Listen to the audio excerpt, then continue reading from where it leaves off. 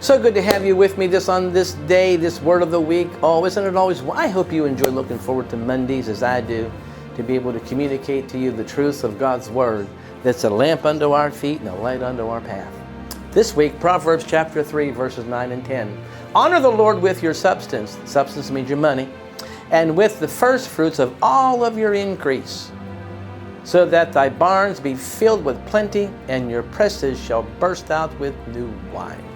I'm sure we've all been at places where we've had, whether it's cake or pizza or some kind of a food occasion, and one of your family members wasn't there, and so you were eating away, and you were thinking, oh, we better save a piece for Dad.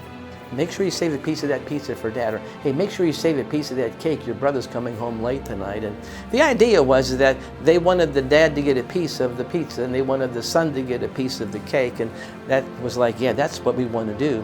Well, when you give them a piece of the cake and a piece of the pizza, it doesn't mean they're getting the first fruit. It means they're getting the last fruit. Because the idea here is about first fruits. First fruits isn't just so that God gets his 10%. Or gets it part of your increase, it's that he gets it first. So if you have $100 and you owe God 10 of that, and you go spend the dollar that you spend is on the store, or on gas, or on something that you need at home, and in your mind you're thinking, well, I'll give God his later. God's getting his portion, but he's not getting it first, he's getting it last. What you want to do is you want to learn to take that money right out of your check immediately. And even though you can't get to the church that day, or you can't get to that person that you're supporting in the ministry that day, you set it aside and you say, okay, that is my first fruit.